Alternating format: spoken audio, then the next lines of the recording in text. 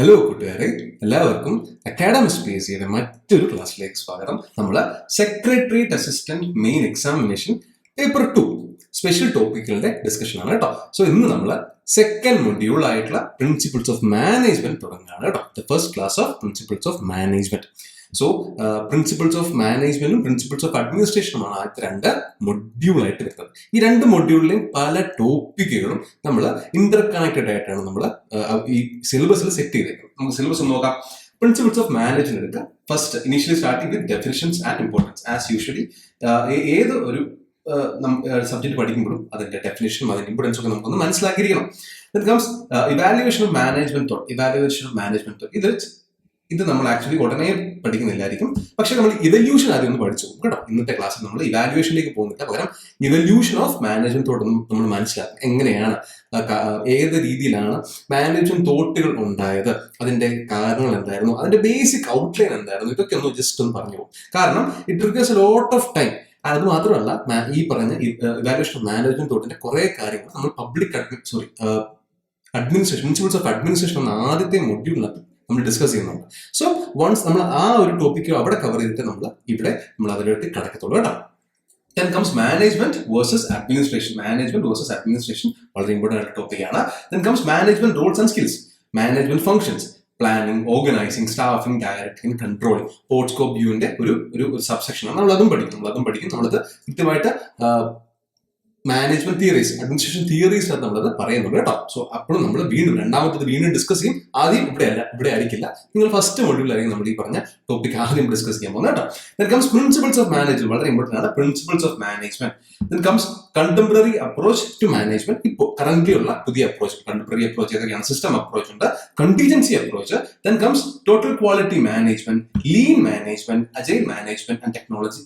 Okay, lean management and agile management, ഇത്രയും contemporary ഇപ്പോൾ നമ്മൾ യൂസ് ചെയ്യുന്ന മാനേജ്മെന്റ് മെത്തേഡ്സ് ആണ്. സോ നമുക്ക് ഓരോ മെത്തേഡ്സ് വളരെ ഡീപ്പായിട്ട് ഡിസ്കസ് ചെയ്ത് പോകാം. അതിന്റെ പോസിറ്റീവ്സും അതിന്റെ നെഗറ്റീവ്സും എന്താണെന്നുള്ള കാര്യം നമുക്ക് ഡിസ്കസ് ചെയ്യാൻ പോകാം കേട്ടോ. ആൻഡ് ഏത് സെക്ടറിൽ അല്ലെങ്കിൽ ഏത് ടൈപ്പ് ഓഫ് ഓർഗനൈസേഷനിലേക്ക് നമ്മൾ ഓരോ മെത്തഡോളജി യൂസ് ചെയ്യുന്നതും ഇന്ന് നമ്മൾ ഡിസ്കസ് ചെയ്ത് പോകും. Okay, fine.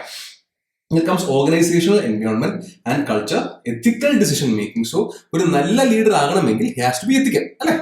ഒരു നല്ല ബിസിനസ് നമുക്ക് മുമ്പോട്ട് കൊണ്ടുപോകണമെങ്കിൽ one has to be ethical. So the difference between Adani and JRD Tata, ഈ രണ്ടുപേരുടെ വ്യത്യാസം നമുക്ക് ബേസിക്കലി അറിയാം, അല്ലെ? രണ്ടുപേരും ബിസിനസ് കാര്യങ്ങൾ ബന്ധപ്പെട്ടാണ്. പക്ഷെ the way society looks upon these two personalities is different. എന്തുകൊണ്ടാണ്? Because of their ethical decisions that they have took over the past years. Then comes corporate social responsibility, CSR activity നമുക്ക് discuss ചെയ്യാൻ വളരെ important ആണ്. Then globalization and its challenges for managers. പണ്ടത്തെ പോലെ അല്ല, managers like കമ്പനികൾ തന്നെ ഇപ്പം ഒരു ബൗണ്ടറി ലെസ് ആണ്, അല്ലെ? ബൗണ്ടറി ലെസ് ആണ്. So they have to take decisions without having negative issues, negative consequences in the other part where the business takes part, അല്ലെ? സോ നമുക്കതും ചെക്ക് ചെയ്യണം. സോ ഇതൊരു ടോട്ടൽ രീതി നോക്കുകയാണെങ്കിൽ നമുക്ക് ഏതാണ്ട് ഒരു വലിയൊരു മാരത്തൺ നമുക്ക് ഒരു സ്പ്രിന്റ് പോലെ ഓടി തീർക്കണം. ബിക്കോസ് മാനേജ്മെന്റ് ഇന്നൊരു പ്രൊഫഷണൽ സ്റ്റഡിയാണ്. ആൻഡ് അതിന്റെ വലിയൊരു ബേസിക്സ് ആണ് നമ്മൾ പെട്ടെന്ന് കവർ ചെയ്യേണ്ടത്. സോ ഞാൻ നേരത്തെ പറഞ്ഞ പോലെ പ്രിൻസിപ്പിൾസ് ഓഫ് മാനേജ്മെന്റിലെ പല പോർഷൻസും പ്രിൻസിപ്പിൾസ് ഓഫ് അഡ്മിനിസ്ട്രേഷനകത്ത് തന്നെ വരുന്നുണ്ട്. സോ നമ്മൾ once principles of administration complete ചെയ്യുന്ന കൂടെ തന്നെ ഏതാണ്ട് ഒരു 20 to 30% പോർഷൻസ് നമ്മൾ പ്രിൻസിപ്പിൾസ് ഓഫ് മാനേജ്മെന്റിന്റെ കവർ ചെയ്യും. സോ രണ്ടാമത് പല ക്ലാസ്സും എടുക്കേണ്ടി വരില്ല, നമുക്കൊന്ന് ഓടിച്ചിട്ട് പറഞ്ഞു പോയാൽ മതി. So here we are just starting with the introduction കേട്ടോ. നിങ്ങൾക്കൊരു ഇൻട്രഡക്ഷൻ കിട്ടാൻ വേണ്ടി എന്താണ് ഈ എക്സാം ഡിമാൻഡ് ചെയ്യുന്നത്, എങ്ങനെയാണ് ഇത് പഠിക്കേണ്ടത് ഞാൻ നിങ്ങളോട് പറയാം. വളരെ തിയറിറ്റിക്കലായിട്ട് പേപ്പറാണ്. ആരെങ്കിലും ഈ പറഞ്ഞ ക്ലാസ്സസ് ആരെങ്കിലും BBA പഠിച്ചിട്ടുണ്ടോ, അല്ലെങ്കിൽ നിങ്ങൾക്ക് പരിചയമുള്ള ആൾക്കാർ ആരെങ്കിലും BBA അല്ലെങ്കിൽ BCom അല്ലെങ്കിൽ അതുപോലെ MBA മറ്റോ എന്തെങ്കിലും പഠിച്ചിട്ടുള്ള ആൾക്കാരുണ്ടെങ്കിൽ ജസ്റ്റ് ചോദിച്ചു നോക്കാം എത്രത്തോളം തിയറിറ്റിക്കലാണ് ഈ പോർഷൻ. സോ നമുക്ക് തിയറിറ്റിക്കൽ പോർഷൻസ് മാത്രമല്ല, അതിന്റെ പ്രാക്ടിക്കൽ അപ്രോച്ച് എവിടെയാണ് എന്നുകൂടി ഞാൻ പറഞ്ഞു പോകുന്നതായിരിക്കും. ഫൈൻ. സോ നമുക്ക് സ്റ്റാർട്ട് ചെയ്യാം, അല്ലെ? നമുക്ക് സ്റ്റാർട്ട് ചെയ്യാം. സോ മാനേജ്മെന്റ്, ഏതൊരു ഓർഗനൈസേഷൻ ആയിക്കോട്ടെ, അതിപ്പം ഒരു പ്രോഫിറ്റ് മേക്കിംഗ് ഓർഗനൈസേഷൻ ആയിക്കോട്ടെ അല്ലെങ്കിൽ ഒരു നോൺ പ്രോഫിറ്റ് ഓർഗനൈസേഷൻ ആയിക്കോട്ടെ, അതിന്റെ നിലനിൽപ്പ് എന്ന് പറയുന്നത് മാനേജ്മെന്റിൽ അല്ലെങ്കിൽ മാനേജ്മെന്റിന്റെ സ്റ്റെപ്സിൽ ഊന്നിയാണ്. ഇപ്പോൾ ചിന്തിച്ച് നോക്കുക, വളരെ ചെറിയൊരു പെട്ടിക്കട എടുക്കുക, അല്ലെങ്കിൽ നമുക്കറിയാവുന്ന പോലെ ഇന്നത്തെ വലിയ ബ്രാൻഡായിട്ടുള്ള ലുലു മാൾ എടുക്കുക. ഈ രണ്ടും ബിസിനസ് ഓർഗനൈസേഷനാണ് അല്ലെ, ദേ വർക്ക് ഓൺ പ്രോഫിറ്റ് അല്ലെ, പ്രോഫിറ്റ് ലാഭത്തിന് വേണ്ടിയാണ് ഈ ബിസിനസിന്റെ മോഡൽ സജ്ജീകരിച്ചിരിക്കുന്നത്. ആർക്കും ഒരു സർവീസ് ആയിട്ടോ ഒരു കടമായിട്ടോ ബിസിനസ് ആയിട്ടും കൊണ്ട് നടക്കത്തില്ല. Everyone has to make profit to make sure that the business run അല്ലെ, ബിസിനസിന്റെ ലോഞ്ചെവിറ്റിക്ക് വേണ്ടി they have to make profit. ഇനി ഈ പ്രോഫിറ്റ് വരുന്നത് എങ്ങനെയാണ്? അതിന് കൃത്യമായിട്ടുള്ള അക്കൗണ്ടിങ് വേണം, കൃത്യമായിട്ടുള്ള ലോജിസ്റ്റിക്സ് വേണം അല്ലെ, കൃത്യമായിട്ട് ആ സാധനം കീപ്പ് ചെയ്യണം, സർവീസ് ക്വാളിറ്റി മെയിൻറ്റെയിൻ ചെയ്യണം. So n number of matters ഉണ്ട്. ഈ പറഞ്ഞ എല്ലാ സെക്ഷനെയും കൃത്യമായി സൂപ്പർവൈസ് ചെയ്യുന്ന, കൃത്യമായിട്ട് അതിന്റെ റിവ്യൂ എടുക്കുന്ന, റേറ്റ് ചെയ്യുന്ന, അതിനെ ഡയറക്റ്റ് ചെയ്യുന്ന ഒരു സെറ്റ് ഓഫ് ആൾക്കാർ കാണും അല്ലെ, ചിലപ്പോൾ ഒരാളെ കാണുള്ളൂ, ഒരു ടീം കാണും, ചിലപ്പോൾ ഒരാളായിരിക്കും. And that is what is management. So ഏതൊരു ബിസിനസ് ആയിക്കോട്ടെ, അല്ലെങ്കിൽ ഏതൊരു നോൺ ബിസിനസ് ആക്ടിവിറ്റി ആയിക്കോട്ടെ, എന്താണെങ്കിലും അതിന്റെ ലോഞ്ചെവിറ്റിക്ക് എന്താണ് ഏറ്റവും ആവശ്യം? മാനേജ്മെന്റ് ആണ് ആവശ്യം. സോ മാനേജ്മെന്റ് എന്ന് പറയുന്നത് ഒരു യൂണിവേഴ്സൽ നീഡാണ് അല്ലെ. ഒരു പ്രത്യേക രാജ്യത്ത് അല്ലെങ്കിൽ ഒരു പ്രത്യേക കാലാവസ്ഥയിൽ മാത്രം വർക്ക് ചെയ്യുന്ന ബിസിനസ് ആയിരിക്കത്തില്ല അല്ലെ. ഒരു ബിസിനസ് ഹാസ് ടു റൺ. ചിലപ്പോൾ അത് എല്ലാ സീസണും റൺ ചെയ്യണം, ചിലപ്പോൾ ഡിഫറെന്റ് കൺട്രീസ് റൺ ചെയ്യണം. സോ ഏതൊരു രാജ്യത്ത് റൺ ചെയ്യുമ്പോഴും ഈ മാനേജ്മെന്റ് പ്രാക്ടീസസ് ഒരു പരിധി വരെ യൂണിവേഴ്സൽ ആണ്. So management is universal in the modern industrial world, and it makes human efforts more productive and brings better technology, products, services to our society. So എത്രത്തോളം വാക്കുകളാണ് നമ്മളിവിടെ യൂസ് ചെയ്തത് ഒന്ന് ഓർത്ത് നോക്കി. ഒന്ന് ഹ്യൂമൻ എഫേർട്സ് അല്ലെ, ഹ്യൂമൻ എഫേർട്സിനെ ഇവിടെ ഹ്യൂമൻ എഫേർട്സ് എന്നാണ് കേട്ടോ, my mistake. Human efforts more productive ആണ്. ഒന്ന് ഓർത്ത് നോക്കി. രണ്ട് സിനാരിയോ പറയാം. ഒരു 10 പേര് ചേർന്ന് പണിയെടുക്കുകയാണ്, രാവിലെ തൊട്ട് 5 മണി വരെ പണിയെടുക്കുകയാണ്. ഇനി അവരുടെ വർക്കിനെ നമുക്ക് കൃത്യമായിട്ട് കോർഡിനേറ്റ് ചെയ്യാൻ സാധിക്കത്തില്ല എങ്കിൽ ഈ 5 മണിക്ക് ശേഷം ഈ ചെയ്ത വർക്ക് മുഴുവൻ അധോഗതിയായി മാറും അല്ലെ. എന്നാൽ കൃത്യമായിട്ട് കോർഡിനേറ്റ് ചെയ്യുകയാണെങ്കിൽ, കൃത്യമായിട്ട് ആരുടെ വർക്ക് ആദ്യം കംപ്ലീറ്റ് ആക്കണം, അതിനുശേഷം എന്ത് വർക്ക് ചെയ്യണം, അതിന്റെ ഇടയ്ക്ക് എത്ര ബ്രേക്ക് വേണം, ഇതെല്ലാം ഒന്ന് പ്ലാൻ ചെയ്ത് സെറ്റ് ചെയ്യുകയാണെങ്കിൽ എത്രത്തോളം നല്ലൊരു മാനേജ്മെന്റ് ലെവൽ നമുക്ക് കീപ്പ് ചെയ്യാൻ സാധിക്കും, ഒരു എഫിഷ്യൻസി കീപ്പ് ചെയ്യാൻ സാധിക്കും. ഉദാഹരണത്തിന് നമ്മൾ പലപ്പോഴും ടാർ ചെയ്ത റോഡ് പിറ്റേ ദിവസം വന്ന് ആര് പൊളിക്കും, പിന്നീട് നമുക്ക് കാണാൻ പറ്റും അല്ലെ. എന്തുകൊണ്ടാണ്? ഒരു ഇന്റഗ്രേഷൻ ഇല്ല അല്ലെ, ഒരു മാനേജീരിയൽ ഇന്റഗ്രേഷൻ ഇല്ലാത്തതുകൊണ്ടാണ് അങ്ങനെ സംഭവിക്കുന്നത്. ഒന്ന് ചിന്തിച്ചു നോക്കിയേ, നേരത്തെ ഡിസ്കസ് ചെയ്ത് ഇന്ന വർക്കുകൾ കംപ്ലീറ്റ് ചെയ്യാനുണ്ട്. സോ ആദ്യം ഈ പറഞ്ഞ പൈപ്പിൽ ഇടാനുണ്ടെങ്കിൽ അതിടുക, കുമ്മിലടിയിലൂടെ നമ്മൾ ഇനി കറണ്ടോ മറ്റെന്തെങ്കിലും സെറ്റപ്പ് ചെയ്യുന്നുണ്ടെങ്കിൽ അത് ചെയ്യുക. അതുപോലെ സൈഡിൽ സീവേജിന്റെ ഗതി കൃത്യമായിട്ട് പോകാൻ വേണ്ടിയുള്ള ഡ്രെയിനേജ് വർക്ക് കംപ്ലീറ്റ് ആണെങ്കിൽ അത് കംപ്ലീറ്റ് ചെയ്യുക. അതിനുശേഷം റോഡ് കംപ്ലീറ്റ് ചെയ്ത് കഴിഞ്ഞാൽ ഇറ്റ് മേ ടേക്സ് കുറച്ചുകൂടെ ടൈം എടുക്കുമായിരിക്കും ഡിസിഷൻ മേക്ക് ചെയ്യാൻ, കുറച്ച് ടൈം എടുക്കും. പക്ഷേ വൺസ് ആ ഡിസിഷൻ മേക്ക് ചെയ്ത് കഴിഞ്ഞാൽ പിന്നെ നമുക്ക് കറക്ഷൻ്റെ ആവശ്യം വരുന്നില്ല അല്ലെ, കുറച്ചുകൂടെ സ്മൂത്ത് ആയിട്ട് കാര്യങ്ങൾ പോകും. ആൻഡ് ഒരു ലോഞ്ചെവിറ്റി കാണും, നമ്മൾ ഉണ്ടാക്കിയ പ്രൊഡക്റ്റിന് ഒരു ലോഞ്ചെവിറ്റി കാണും, ആൻഡ് ദ ബിസിനസ്സിനും ഒരു ലോഞ്ചെവിറ്റി കാണും. So this is what management അല്ലെങ്കിൽ മാനേജ്മെന്റിന്റെ പ്രസക്തി എന്ന് പറഞ്ഞാൽ ഇതാണ് കേട്ടോ. സോ നമുക്കറിയാം ഏതൊരു വർക്കിനും ആര് വേണം, നമുക്ക് ബേസിക് ഫാക്ടേഴ്സ് ഓഫ് പ്രൊഡക്ഷൻ ആയിട്ട് നമുക്ക് പറയുന്ന സംഗതികളുണ്ടല്ലോ. ഹ്യൂമൻ എഫേർട്ട് അല്ലെ, അതുപോലെ തന്നെ ക്യാപിറ്റൽ ആയിക്കോട്ടെ, അതുപോലെ തന്നെ റിസോഴ്സസ് ആയിക്കോട്ടെ, മെഷീൻ ആയിക്കോട്ടെ, എന്തായിക്കോട്ടെ, ഒരു ബിസിനസ് അല്ലെങ്കിൽ ഒരു ഓർഗനൈസേഷൻ വർക്ക് ചെയ്യാൻ ആവശ്യമായിട്ടുള്ള resources, that can be men, that can be money, or that can be raw materials, എന്തും ആയിക്കോട്ടെ. ഇതിനെല്ലാം കൃത്യമായിട്ട് പ്ലാൻ ചെയ്ത് യൂസ് ചെയ്താൽ മാത്രമേ ഒരു ഉദ്ദേശിച്ച product, targeted product at A targeted time അല്ലെ, ഒരു നിശ്ചിത സമയത്തിനുള്ളിൽ ഒരു കാലയളവിനുള്ളിൽ നമുക്ക് പ്രൊഡക്ഷൻ കംപ്ലീറ്റ് ചെയ്യേണ്ടി വരും, കംപ്ലീറ്റ് ചെയ്യണം. എങ്കിൽ മാത്രമേ നമുക്കൊരു പ്രോഫിറ്റബിൾ ബിസിനസ്സിലേക്ക് നമ്മുടെ ബിസിനസ്സിനെ കൺവേർട്ട് ചെയ്യാൻ സാധിക്കത്തുള്ളൂ. സോ ഈ മാനേജ്മെന്റ് ആണ് എന്തിനെ, ഈ പറഞ്ഞ ഹ്യൂമൻ എഫേർട്ടിനെ, റിസോഴ്സസിനെ, ക്യാപിറ്റലിനെ എല്ലാം കൃത്യമായിട്ട് ഡയറക്റ്റ് ചെയ്ത് ഒരു ടാർഗറ്റ് ഓറിയന്റഡ് ആയിട്ട് നമ്മുടെ ബിസിനസ്സിനെ മാറ്റുന്നതും പ്രോഫിറ്റ് അല്ലെങ്കിൽ നമ്മുടെ എൻഡ് ഗോൾ എന്താണോ അതിനെ റീച്ച് ചെയ്യാൻ സാധിക്കത്തുള്ളൂ. So management is a must to accomplish desired goals through group action. So fine. So കൂടുതൽ ഡെക്കറേഷൻ ആവശ്യമൊന്നുമില്ല. ഒരു മാനേജ്മെന്റ് എന്താണ്, അല്ലെങ്കിൽ ഒരു മാനേജ്മെന്റിന്റെ പ്രസക്തി എന്താണ് എന്നുള്ള കാര്യമൊക്കെ നിങ്ങൾക്ക് എല്ലാവർക്കും വളരെ ബേസിക് ആയിട്ട് അറിയുന്ന കാര്യമാണ്. So it is essential to convert the disorganized resources of men, machines, materials and methods to use methods into a useful and effective enterprise. Thus, management is a function of getting things done through people and directing the efforts of individuals towards a common objective. So, principles of administration administration എന്താണ്, അല്ലെങ്കിൽ definition of അഡ്മിനിസ്ട്രേഷനകത്ത് പലപ്പോഴും നമ്മൾ കണ്ടിട്ടുള്ള ഒരു phrase ആണ് to get things done. So നമുക്കറിയാം, initially administration and management രണ്ട് രീതിയിലാണ് ആൾക്കാർ കണ്ടിരുന്നത്. പക്ഷേ കാലം പോകുന്നു. അത് നമുക്ക് വേണമെങ്കിൽ ഞാൻ പറയാം, പ്രൈവറ്റ് ഓർഗനൈസേഷനും ഒരു പബ്ലിക് ഓർഗനൈസേഷനും നമ്മൾ രണ്ട് രീതിയിൽ കണ്ടിരുന്നു അല്ലെ. കംപ്ലീറ്റ് രണ്ട് ഡിഫറെന്റ് ഡൊമൈൻസ് ഹാൻഡിൽ ചെയ്തുകൊണ്ടിരുന്ന സംഗതികളായിരുന്നു. എന്നാൽ ഇപ്പോൾ എവിടെയൊക്കെയാണോ ഗവൺമെന്റ് വർക്ക് ചെയ്യുന്നത് അവിടെ അതേ മേഖലകളിൽ തന്നെ ഇപ്പോൾ പ്രൈവറ്റ് ഓർഗനൈസേഷൻസും ഉണ്ട്. ഇപ്പോൾ ഉദാഹരണത്തിന് വി ഹാവ് പ്രൈവറ്റ് മിലിറ്ററീസ് അല്ലെ. There are military groups that can be used. അല്ലെങ്കിൽ ഒരു പ്രൈവറ്റ് പ്രൊഡക്റ്റ് മേടിക്കുന്നത് പോലെ, നമുക്ക് പ്രൊഡക്റ്റ് മേടിക്കുന്ന പോലെ we can higher military practices അല്ലെങ്കിൽ മിലിറ്ററി സർവീസസ്. സോ എവിടെയൊക്കെയായിരുന്നു ഗവൺമെന്റിന്റെ മാത്രമായിട്ടുള്ള ഡൊമൈനുകൾ അവിടെ പലയിടത്തും പ്രൈവറ്റ് എൻറ്റിറ്റീസ് കടന്നു കയറി. സോ പ്രൈവറ്റ് ആൻഡ് പബ്ലിക് എന്നൊരു സെപ്പറേഷൻ വളരെ ചെറുതായി വരികയാണ്. അതുകൊണ്ട് തന്നെ മാനേജ്മെന്റും ആൻഡ് അഡ്മിനിസ്ട്രേഷന്റെയും ആ ഒരു ഡിഫറൻസ് ആക്ച്വലി വളരെ ചെറുതായി വരികയാണ്. നമുക്ക് പോകെ മനസ്സിലാവും. നമ്മൾ ഇന്ന് ഇവല്യൂഷൻ ഓഫ് മാനേജ്മെന്റ് തോട്ടിനെ പറ്റി പറയും.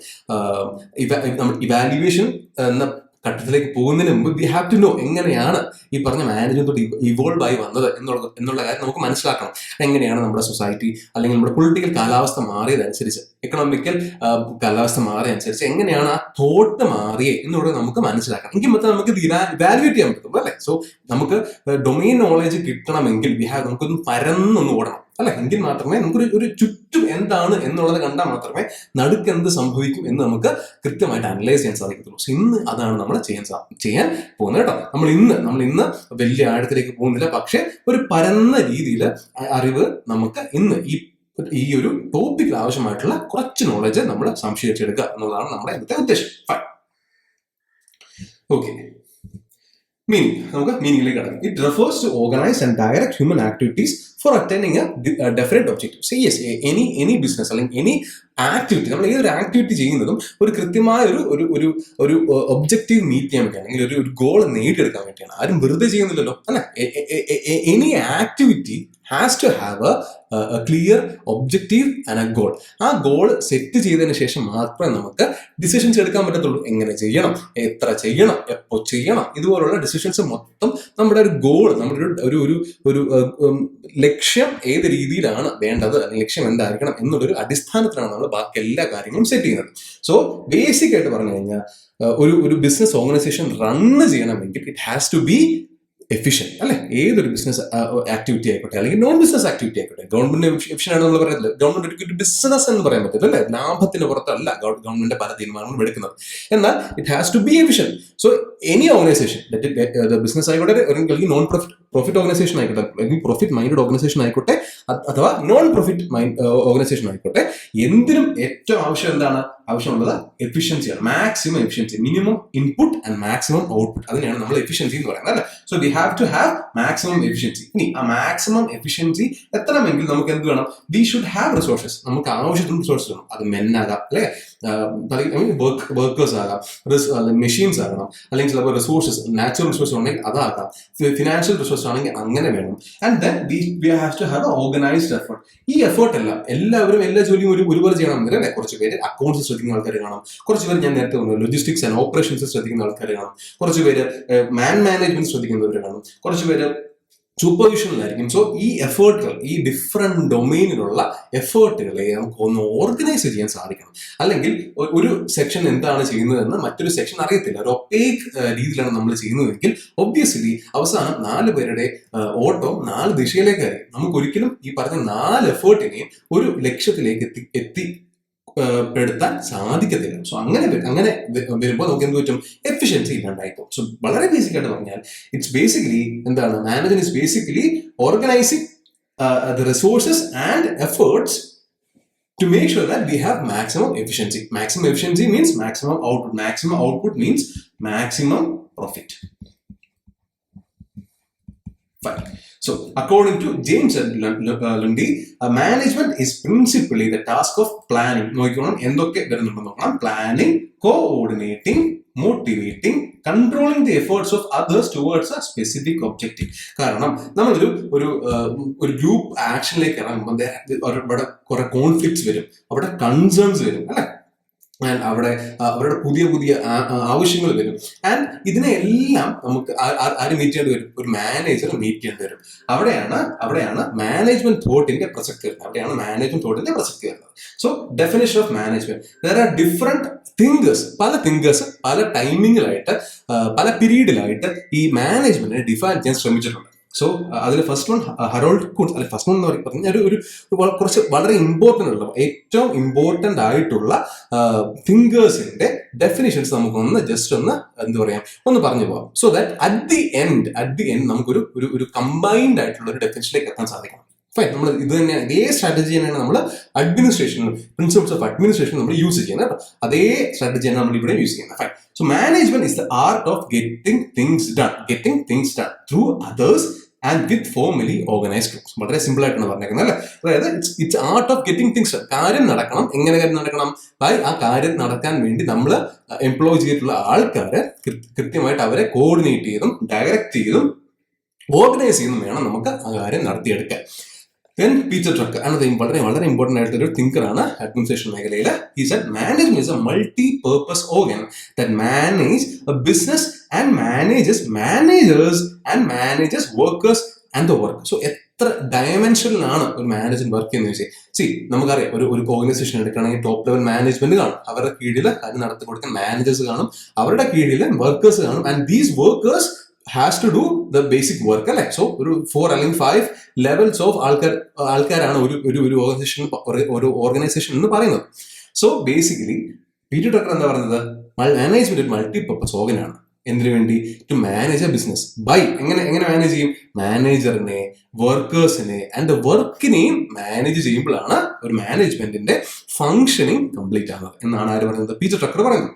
ദെൻ കംസ് വളരെ ഇമ്പോർട്ടൻറ്റ്, നമ്മൾ ഒരു മാനേജ്മെന്റിന്റെ പ്രിൻസിപ്പിൾസിലേക്ക് പോവുകയാണെങ്കിൽ, മാനേജ്മെന്റ് തോട്ട് ഇവല്യൂഷനിലേക്ക് പോവുകയാണെങ്കിൽ ഏറ്റവും വലിയ കോൺട്രിബ്യൂഷൻ തന്നത് ടെയ്ലർ ആൻഡ് ഫയോളാണ്. സോ നമുക്ക് ഹിയർ ഹെൻറി ഫയോളിന്റെ ഡിസ്കഷൻ ആണ് കേട്ടോ. ഹെൻറി ഫയോളിന്റെ മാനേജ്മെന്റ് തോട്ടിനെ പറ്റിയുള്ള അദ്ദേഹത്തിന്റെ definition is management is to forecast, to plan, to organize, to command and to coordinate and control activities of others. So basically എന്താണ്?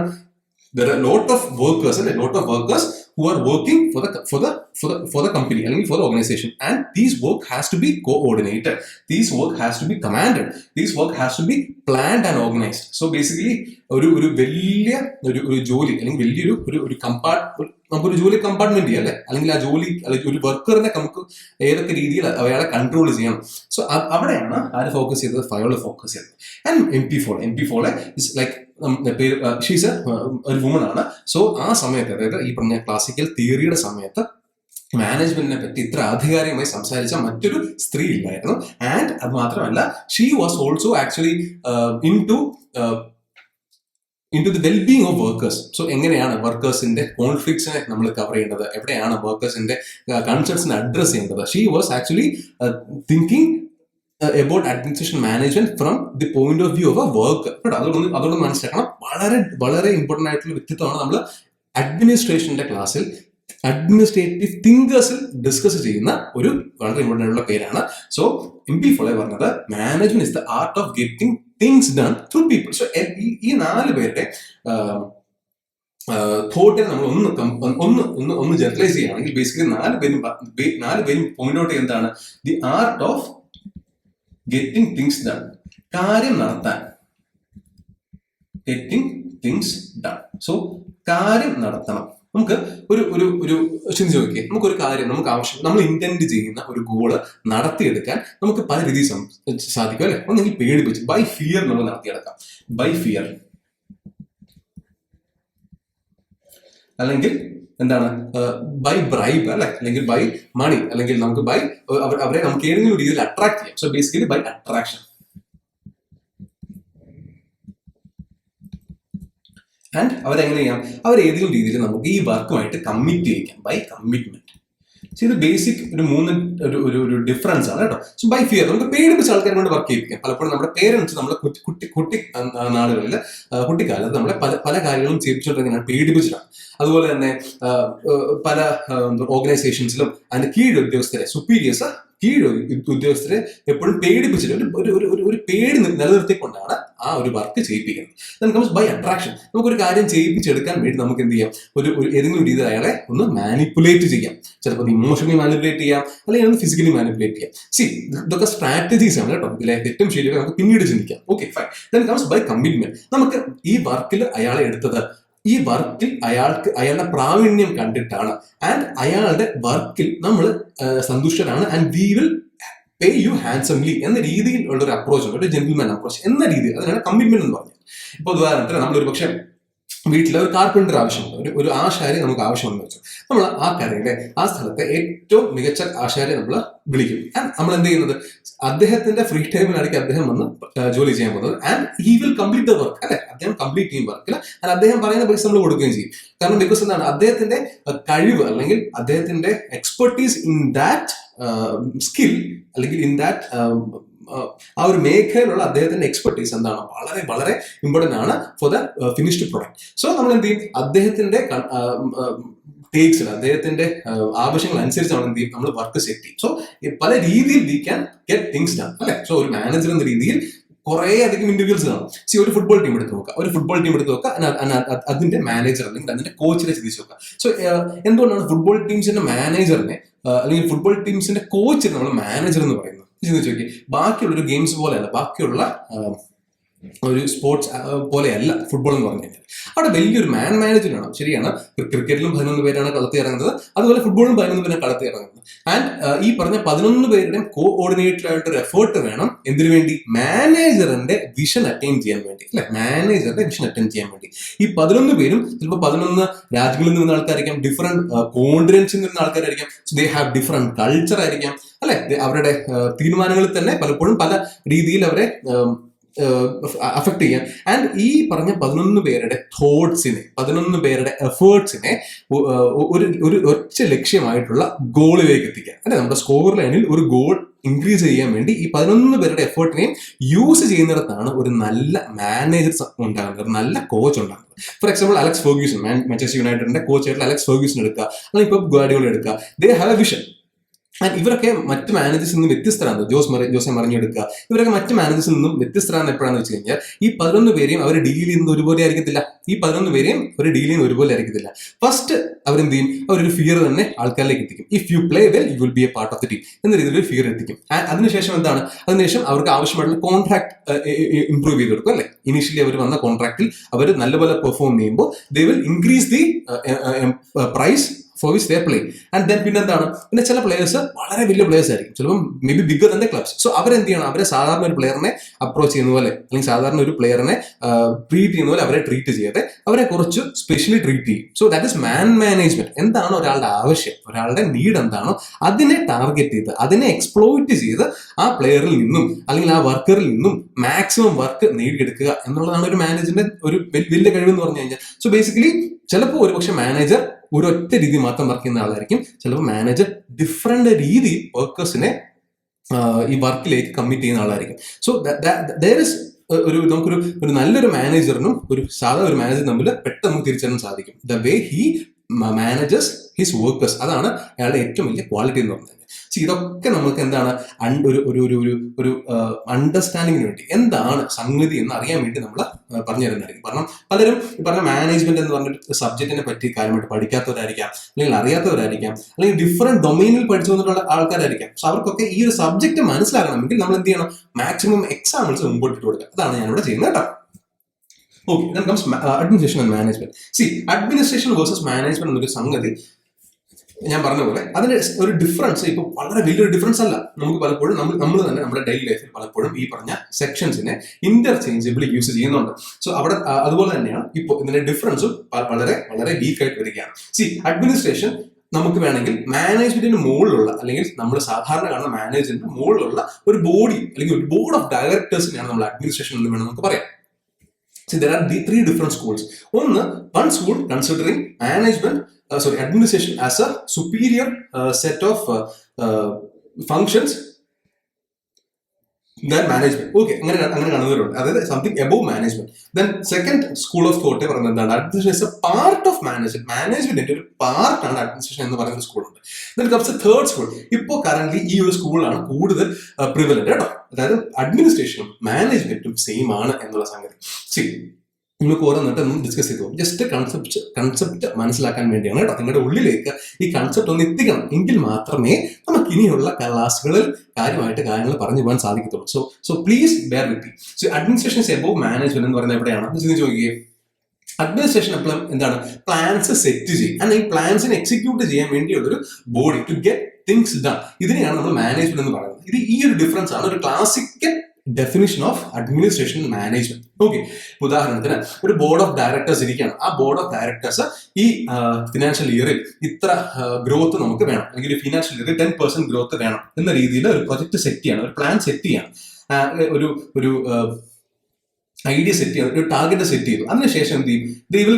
അവരെന്ത് പറയും, അതിനാവശ്യമായിട്ടുള്ള സ്റ്റെപ്സ് അവർ എടുക്കാൻ പോകുന്ന ബേസിക് ആയിട്ടുള്ള ഒരു 4 സ്റ്റെപ്സ് അവർ ഡിഫൈൻ ചെയ്യും. ചിലപ്പോൾ എന്താ പറയുന്നത്, അവരുടെ പ്രൊഡക്ഷൻ കൂട്ടണം, അല്ലെങ്കിൽ എന്ത് ചെയ്യണം, അവരുടെ വർക്കിംഗ് അവേഴ്സ് കൂട്ടണം, അല്ലെങ്കിൽ കൂടുതൽ പ്രൊഡക്ഷൻ യൂണിറ്റ് ഇൻക്രീസ് ചെയ്യണം, അതുപോലെ തന്നെ പ്രൈസ് വേണമെങ്കിൽ കൂട്ടണം. ഇതുപോലുള്ള ചെറുതല്ല, വളരെ വലിയ ഒരു പ്രൊഡക്ഷനെ വലിയ രീതിയിൽ ഒരു ഹോളിസ്റ്റിക്കലി ആ പ്രൊഡക്ഷനെയും പ്രൊഡക്റ്റിനെയും സർവീസിനെയും ബാധിക്കുന്ന കുറെ ഡിസിഷൻസ്, പോളിസീസ് ആരെടുക്കുന്നത്?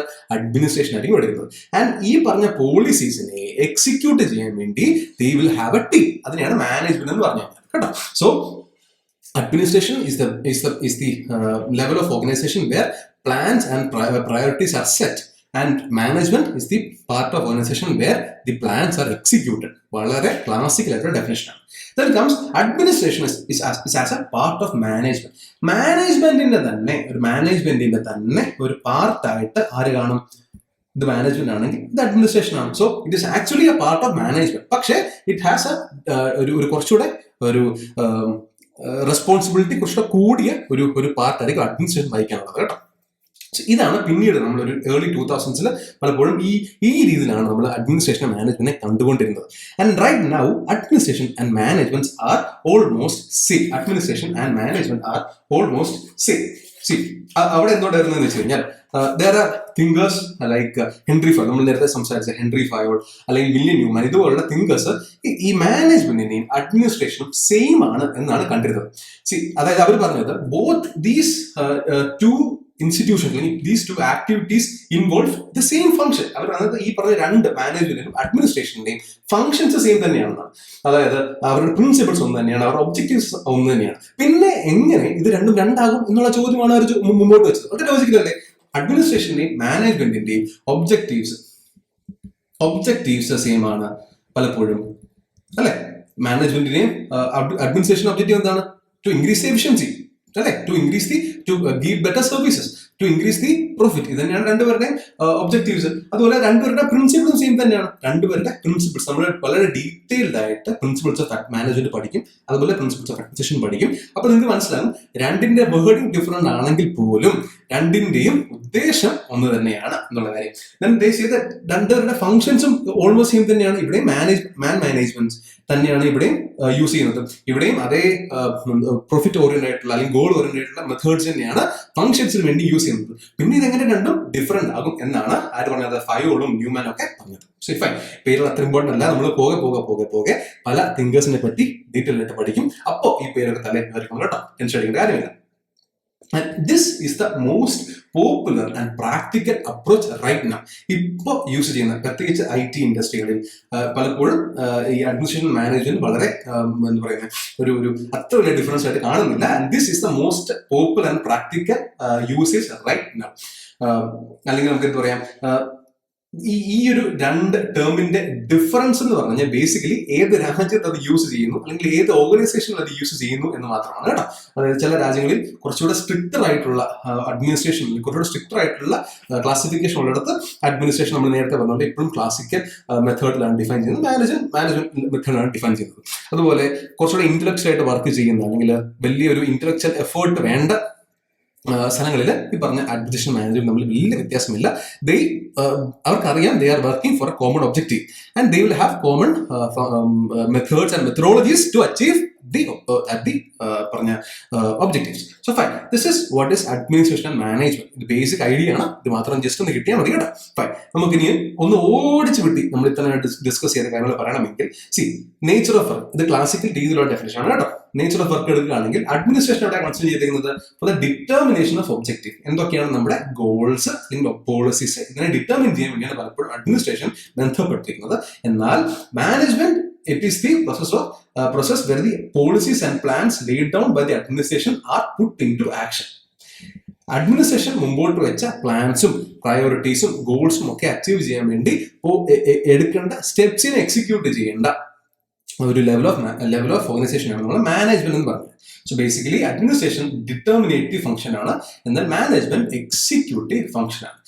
സ്കോപ്പ് എടുക്കുകയാണെങ്കിൽ it takes major decisions as an enterprise as a whole. അതായത് അഡ്മിനിസ്ട്രേഷന്റെ ഒരു തീരുമാനം എപ്പോഴും ഒരു ഓർഗനൈസേഷൻ എന്ന രീതിയിൽ മൊത്തമായി കണ്ടിട്ടായിരിക്കും. ഓർഗനൈസേഷൻ ഡിഫറെന്റ് സെക്ഷൻസ് കാണാം, ഡിഫറെന്റ് എന്താ പറയുക മേഖലകളും ഡിഫറെന്റ് പ്രൊഡക്റ്റും സർവീസും എല്ലാം കൊടുക്കുന്നുണ്ടായിരിക്കും. സോ ബേസിക്കലി ഒരു വലിയൊരു ഓർഗനൈസേഷന്റെ അഡ്മിനിസ്ട്രേഷൻ ഒരു തീരുമാനം എടുക്കുമ്പോൾ അത് ആ ഓർഗനൈസേഷൻ ആസ് എ ഹോൾ എങ്ങനെ ബാധിക്കും, ഏത് രീതിയിൽ അതിന് ഇമ്പാക്ട് വരും എന്ന് പഠിച്ചതിന് ശേഷമായിരിക്കും അത് ഡിസിഷൻസ് എടുക്കുന്നത്.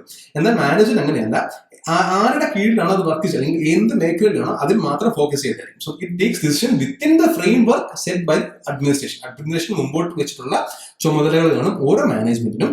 ആ ചുമതലകളിൽ ഇമ്പാക്ട് വരുന്ന രീതിയിലുള്ള തീരുമാനങ്ങളായിരിക്കും ആരെടുക്കുന്നത്, മാനേജ്മെന്റ് എടുക്കുന്നത്. The level of authority it's A top level authority. ഒരു ഓർഗനൈസേഷൻ എടുക്കുകയാണെങ്കിൽ അതിന്റെ ഏറ്റവും ടോപ്പ് ഏറ്റവും മണ്ടൊക്കെയായിരിക്കും അഡ്മിനിസ്ട്രേഷൻ ഉണ്ടാകുന്നത്. ഞാൻ നേരത്തെ പറഞ്ഞ പോലെ ബോർഡ് ഓഫ് ഡയറക്ടേഴ്സ്. പിന്നീടാണ് നമ്മൾ പറഞ്ഞ ജനറൽ മാനേജേഴ്സ്, റീജിയണൽ മാനേജേഴ്സ് പോലുള്ള മാനേജർ റോൾസ് വരുന്നത് കേട്ടോ. Nature of status, it consist of owners who invest capital in and receive profits from the enterprise. So administration തീരുമാനിക്കുക അല്ലെങ്കിൽ അഡ്മിനിസ്ട്രേഷന്റെ ഭാഗമായിട്ട് വരുന്ന ആൾക്കാർ പലപ്പോഴും ഓണേഴ്സും ഇൻവെസ്റ്റേഴ്സും ആയിരിക്കും. എന്നാൽ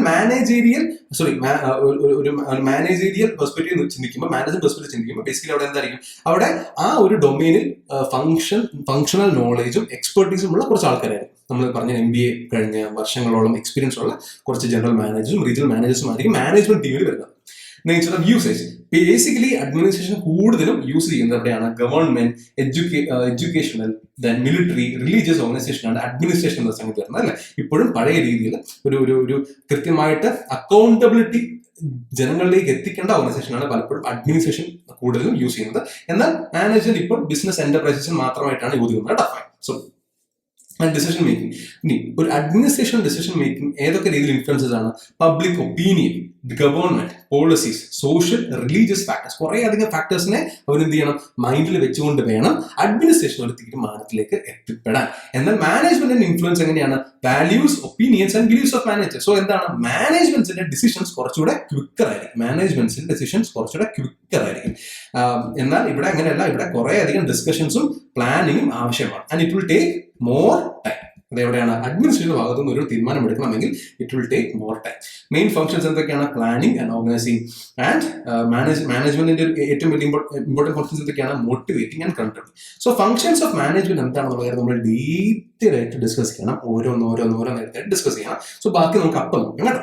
ഇപ്പൊ ഒരു ഔട്ട് വ്യൂ, ഒരു ഏതാണ്ടൊരു ഐഡിയ കിട്ടി കാണുമെന്ന് ഞാൻ ബലമായി ശക്തമായി വിശ്വസിക്കുന്നു. That comes evolution of management. നമ്മൾ നേരത്തെ പറഞ്ഞ പോലെ ഇവാലുവേഷൻ ഓഫ് മാനേജ്മെന്റ് തോട്ടിലേക്ക് പോകും. ഒരു സംഗതി നമ്മൾ ഇവാലുവേറ്റ് ചെയ്യണമെങ്കിൽ അതെന്താണെന്ന് അറിയണമല്ലോ അല്ലെ. മാനേജ്മെന്റ് തോട്ട് എന്താണ്, അതെങ്ങനെയാണ് വന്നത് എന്നുള്ള കാര്യം ഒരു ബേസിക് ഐഡിയ നമുക്ക് ഉണ്ടായിരിക്കണമല്ലോ. എങ്കിൽ മാത്രമേ നമുക്ക് ഇവാലുവേറ്റ് ചെയ്യാൻ സാധിക്കത്തുള്ളൂ. അല്ലെങ്കിൽ നമ്മൾ എന്താണ്, ഒരു കളമില്ലാതെ അല്ലെങ്കിൽ ഒരു കളമില്ലാതെ നമ്മൾ വരയ്ക്കുന്ന പോലെ ഇരിക്കും. സോ ബേസിക്കലി എന്താണ് സംഗതി എന്നും എങ്ങനെയാണ് ഇത് വന്നതെന്ന് നമ്മൾ പഠിക്കണം. എന്താണ് സംഗതി നമ്മൾ പഠിച്ചു അല്ലെ. ഇനി എങ്ങനെയാണ് ഈ മാനേജ്മെന്റ് തോട്ട് വന്നത്, അതിന്റെ സോഷ്യോളജിക്കൽ ഫാക്ടേഴ്സ് എന്തായിരുന്നു, പൊളിറ്റിക്കൽ ഫാക്ടേഴ്സ് എന്തായിരുന്നു, അതിന്റെ എക്കണോമിക് ഫാക്ടേഴ്സ് എന്താണെന്നുള്ള കാര്യം നമുക്കൊന്ന് മനസ്സിലാക്കി വരണം. ഓക്കെ, ഇനി ഞാൻ പറയാൻ പോകുന്ന കാര്യങ്ങൾ ഒരു പക്ഷേ ഒരു 5 or 6 ക്ലാസ്സുകളിൽ ഞാൻ നിങ്ങളെ പഠിപ്പിക്കുന്ന കാര്യങ്ങളാണ്.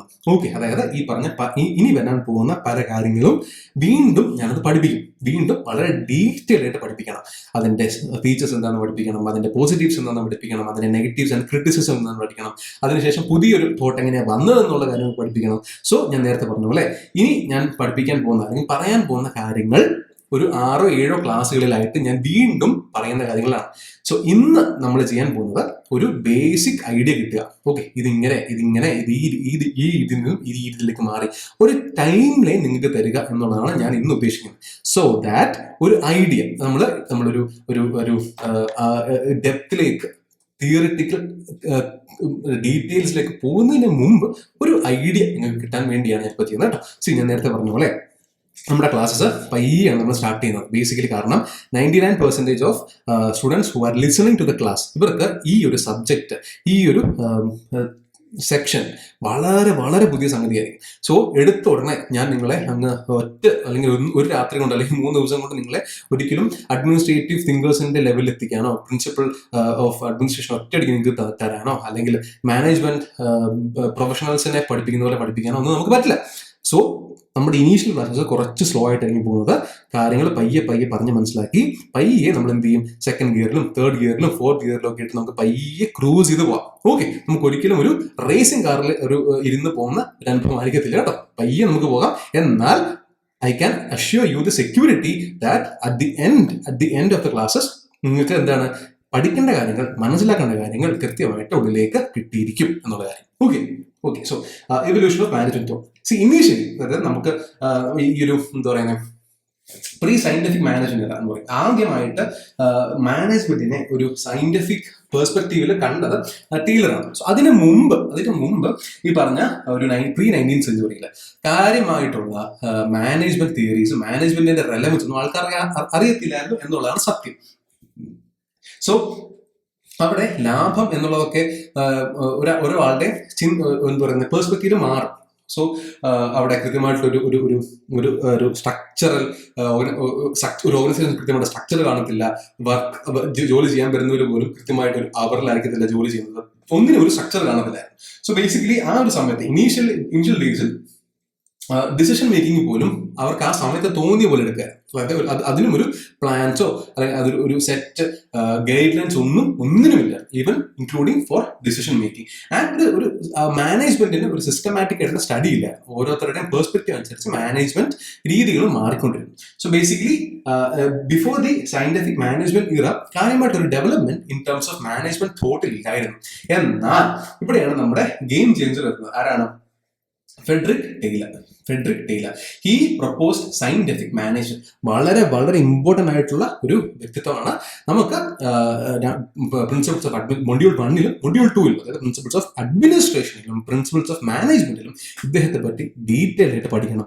അദ്ദേഹത്തിന്റെ പ്രിൻസിപ്പിൾസ് ഓഫ് മാനേജ്മെന്റ് എന്താണ് എന്ന് പഠിക്കണം.